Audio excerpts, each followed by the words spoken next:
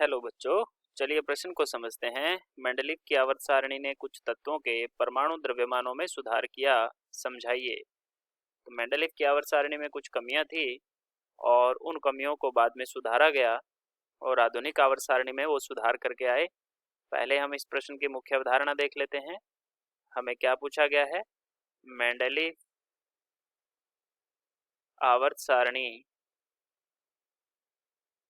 आवर्त सारणी की कमियां। मेंडलीव आवर्त सारणी में कुछ कमियां कौन कौन सी थी? पहली कमी ये थी कि उन्होंने परमाणु भार के आवर्ती फलन बताया था तत्वों को। और दूसरी कमी ये थी कि उन्होंने कुछ रिक्त स्थान छोड़ दिए थे जो तत्व ज्ञात नहीं थे। तो जो तत्व ज्ञात नहीं थे वो तत्व थे गैलियम और जर्मेनियम।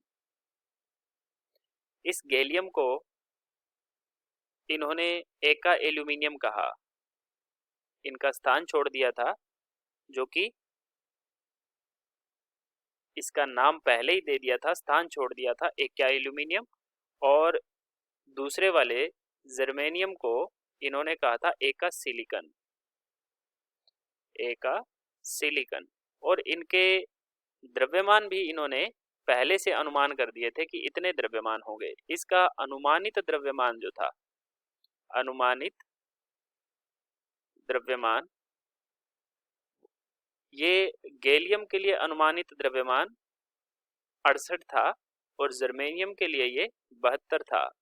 लेकिन प्रायोगिक जब ये तत्व खोजे गए तो प्रायोगिक रूप से इनका द्रव्यमान निकाला गया तो इसका द्रव्यमान पाया गया 70 और इसका द्रव्यमान पाया गया 72.6।